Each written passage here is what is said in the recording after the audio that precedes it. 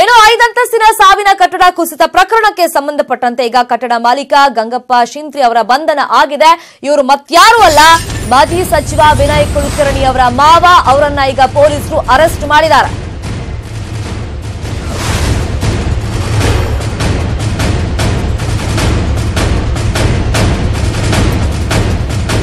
ಈಗ ಕಟ್ಟಡ ಮಾಲೀಕ ಗಂಗಪ್ಪ ಶಿಂತ್ರಿ ಅಂದ್ರೆ ಇವರು ಮಾಜಿ ಸಚಿವ ವಿನಯ್ ಕುಲಕರ್ಣಿ ಅವರ ಮಾವ.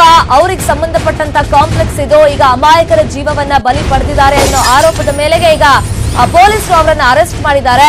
ಇನ್ನು 6 ಜನರ ವಿರುದ್ಧ ಪ್ರಕರಣ ದಾಖಲಾಗಿತ್ತು. 5 ಮಾಲೀಕರು ಜೊತೆಗೆ ಗುತ್ತಿಗೆದಾರನ ವಿರುದ್ಧ ಕೇಸ್ ದಾಖಲಾಗಿತ್ತು. ಅದರಲ್ಲಿ ಒಬ್ರು ವಿನಯ್ ಕುಲಕರ್ಣಿ ಅವರ ಮಾವ ಗಂಗಪ್ಪ ಶಿಂತ್ರಿ ಅವರನ್ನು ಕೂಡ ಈಗ ಪೊಲೀಸರು ಬಂಧಿಸಿದ್ದಾರೆ. ಹೆಚ್ಚಿನ ವಿಚಾರಣೆಯನ್ನ ಸದ್ಯಕ್ಕೆ ನಡೆಸ್ತಾ ಇದ್ದಾರೆ.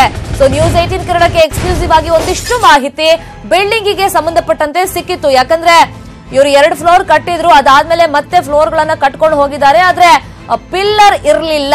ಸೊ ಯಾವಾಗ ಕಟ್ಟಡ ಕುಸಿಯೋ ಭೀತಿ ಇವರಿಗೆ ಎದುರಾಯ್ತು, ಸೊ ಆ ಟೈಮ್ ನಲ್ಲಿ ಪಿಲ್ಲರ್ ಕಟ್ಟಕ್ ಹೋಗಿದ್ದಾರೆ. ಅಟ್ಲೀಸ್ಟ್ ಅಲ್ಲಿ ವೇಕೆಂಟ್ ಕೂಡ ಮಾಡಿಲ್ಲ. ಧಾರವಾಡ ಕಾಂಪ್ಲೆಕ್ಸ್ ಕುಸಿದ ಪ್ರಕರಣದಲ್ಲಿ ಸಾವಿನ ಸಂಖ್ಯೆ ಇವತ್ತು 10ಕ್ಕೆ ಏರಿಕೆಯಾಗಿದೆ.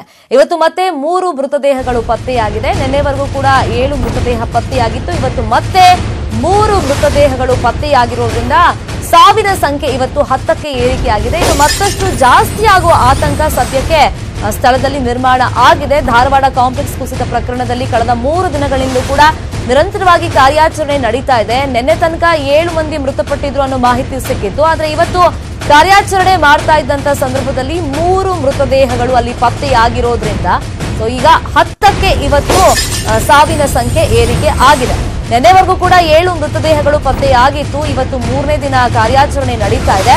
ಇವತ್ತು ಓರ್ವ ಮಹಿಳೆ ಪುರುಷನ ಶವ ಪತ್ತೆಯಾಗಿದೆ. ಅದ್ರ ಜೊತೆಗೆ ಓರ್ವ ಬಾಲಕಿಯ ಶವ ಕೂಡ ಹೊರಗಡೆ ತೆಗೆದಿದ್ದಾರೆ ಸಿಬ್ಬಂದಿ. ಇನ್ನು ಸಾವಿನ ಸಂಖ್ಯೆ ಇನ್ನಷ್ಟು ಏರುವಂತ ಆತಂಕ ಅಲ್ಲಿ ನಿರ್ಮಾಣ ಆಗಿದೆ. ನಿರಂತರವಾಗಿ ರಕ್ಷಣಾ ಕಾರ್ಯಾಚರಣೆ ನಡೀತಾನೆ ಇದೆ. ಬದುಕುಳಿದವರ ರಕ್ಷಣೆಗೆ ಹರಸಾಹಸ ನಡೀತಾ ಇರೋದು. ಯಾಕಂದ್ರೆ ಸುಮಾರು ಒಂದು 20 ಜನ ಇರಬಹುದು ಇನ್ನೂ ಕೂಡ ಅವಶೇಷದ ಅಡಿಗೆ ಸಿಕ್ಕಾಕೊಂಡ್ ಬಂದಿದ್ದಾರೆ ಅಂತ ಹೇಳಲಾಗ್ತಾ ಇದೆ.